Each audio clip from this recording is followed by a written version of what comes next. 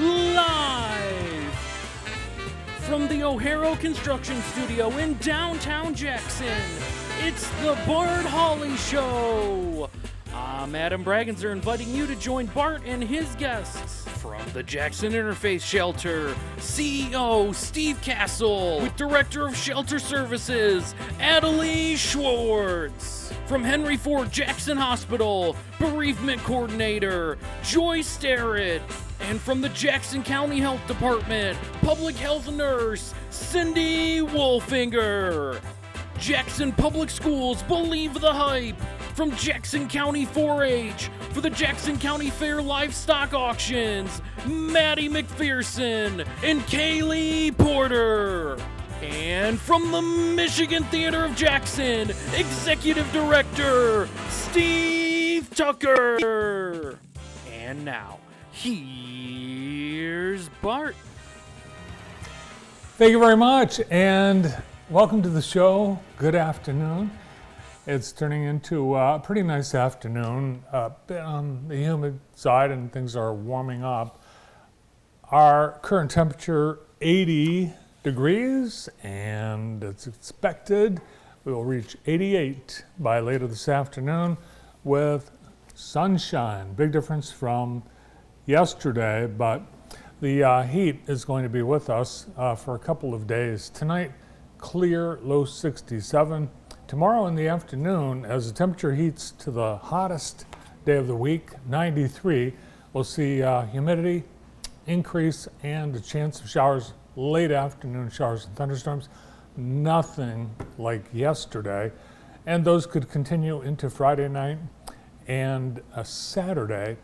Sunday, after a high of 82 on Saturday, Sunday is beautiful. Sunny and a high of 79 degrees. Do you have power? We have power, yeah, we were lucky. Noah Baker doesn't.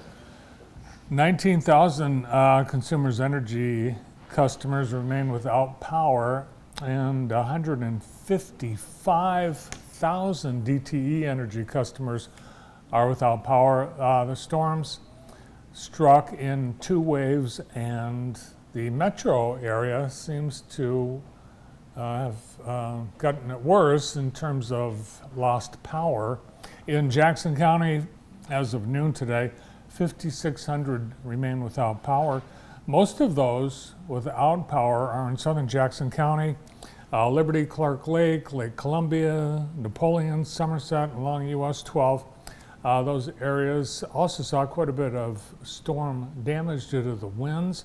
Boats overturned on the lakes, siding, and screens ripped off homes, and trees and limbs down all throughout the area. In Jackson, we had 2.2 inches of rain, and Jackson got more rain than anywhere else in the state of Michigan. We had winds in Jackson at the airport at about 25 miles an hour. Further to the east, in some parts of Metro Detroit, 70 mile an hour gusts were recorded. DTE says it could be several days before all of their customers have their power restored. Consumers Energy has a much more aggressive timeline to get power restored in most areas today, tonight, and tomorrow. So hopefully if you're without power, it comes back soon, because obviously with temperatures tomorrow into the low 90s, we'll want that air conditioning. And there you have it. Today's weather brought to you by Kelly Express. Thank you, Kelly Express, for great treats, great snacks, great food, great service. The pizza special right now is a large specialty pizza and an order of breadsticks for $24.99. Kelly Express, 15 convenient locations to serve you. I'll look outside. Let's see where the sky cam is pointing. The construction. The two railroad bridges under construction in downtown Jackson, work proceeding at Mechanic and Jackson Street.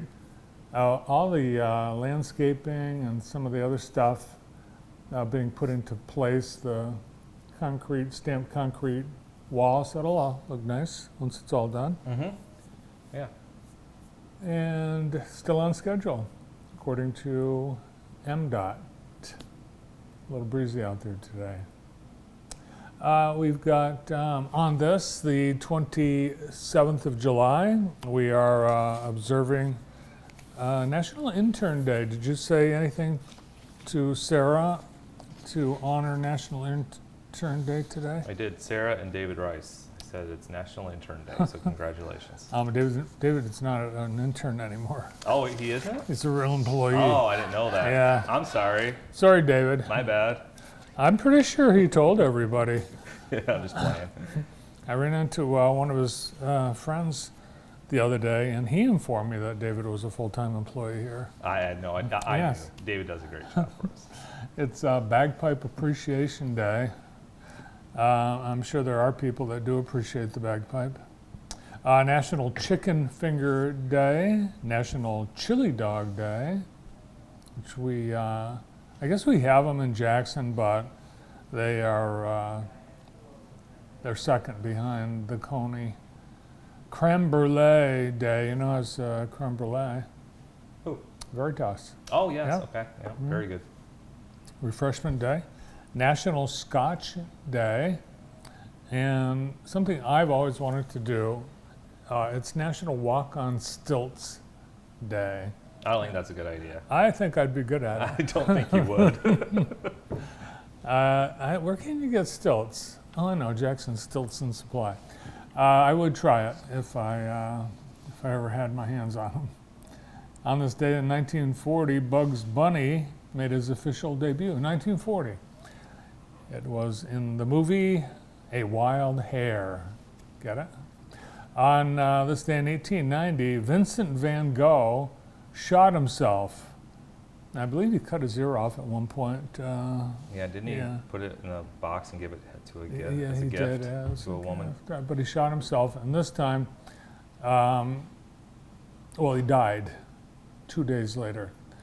On this day in 1974, House begins the impeachment of Richard Nixon, and I think it's just every president, somebody wants to impeach a president. Well, they never got to impeach Nixon because you know what he did? He quit. On this day in 1586, Walter Raleigh brought the first tobacco to England from Virginia and created a continent of smokers. In 1789, U.S. Congress established the Department of Foreign Affairs, and that is now known as the U.S. State Department. Okay. I thought you were going to get it. You were so close That's so close. to not even forming the words. In 1990, Tony Hawk, the first skateboarder to land a 900, and that, I believe, is what is that? A 900? Is that like 360? Almost 2.5, 360s. And 230. I don't know. It's a lot. And Tony Hawk did it in 1999. Now on to Today on the J, being brought to you by Experience Jackson. We have the Back to School Blast today, and it is a blast. It's being billed as their biggest event ever. 10 years they've been doing it. Started by the First United Methodist Church, and it's grown. Every year they do more. This year, between 3 and 7 families are invited to come down. And yes, parents are, actually they're required. Parents or guardians are required in order for the kids to get the handouts. So don't just send the kids down, bring them down. Plus, there will be all kinds of goodies, lunch provided, community agency tables will be set up all throughout the park with handouts, giveaways. There will be vision screenings and dental screenings and much more. They'll be giving coupons for things like haircuts and much more. So it's a great opportunity to get kids back to school. It's a little earlier this year than in years past. The green market at Henry Ford continues for another hour or so, and we're seeing more produce harvested from the fields. Yes, tomatoes. Tomatoes are here, along with cucumbers, peppers, green beans, wax beans. No corn yet, I don't believe. Have you seen any corn yet? There's supermarket corn. Yeah, not the true corn. Not the real corn, not local corn yet, but it's coming soon. The Sounds of Summer at Cherry Creek Cellars tonight. Great night. Hot weather to spend outside and enjoy a full cafe and beverage menu and entertainment by Ethan Tim. And that runs from 6 till 9 every Thursday, presented by Visit Lenawee. And Summer Night Sky at 4 o'clock, Hearst Planetarium being transformed into the night sky of the summer. That's Today in the J, brought to you by Experience Jackson. Speaking of the planetarium, yesterday, or maybe it was this morning, I think maybe this morning, no, maybe it was yesterday, crews installed a high-powered telescope at Jackson College. If you've not been on the campus of Jackson College recently, you need to check it out. And the campus is open 24/7 to anybody. Swing on through. The high-powered telescope is the CDK 700, made by Plane Wave Instruments. The top-quality research telescope will enhance the college's science curriculum while also welcoming astronomy buffs and stargazers from the community to the new astronomical observatory. We have video from the installation event yesterday.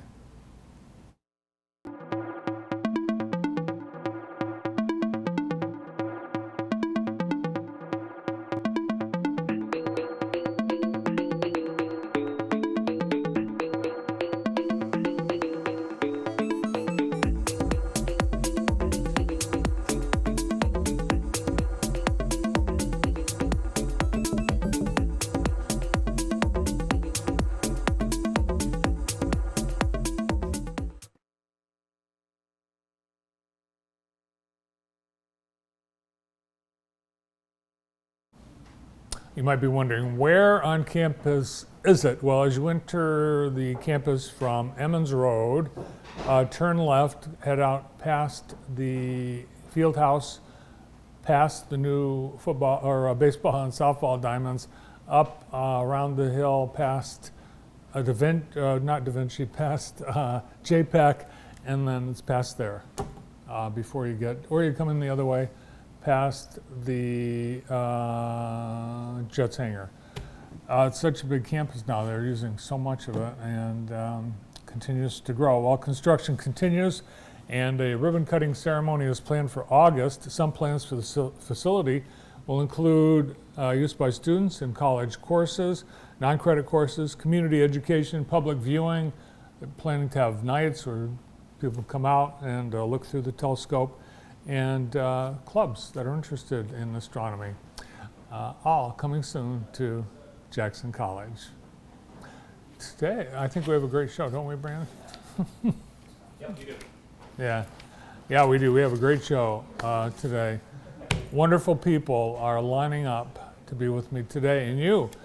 From the Jackson Interfaith Shelter, we have Steve Castle and Adelie Schwartz. There they are. They've got an event coming up. From Henry Ford Jackson Hospital, Joyce Sterrett, and from the Jackson County Health Department, Cindy Wolfinger. Cindy and Joy both back with us. We'll meet a couple of the Jackson County 4-H students, Maddie McPherson and Kaylee Porter, and Steve Tucker will be here from the Michigan Theater. We'll get an update on the restoration and project in the capital campaign at the Michigan Theater. All here today on JTV. Great to have you here.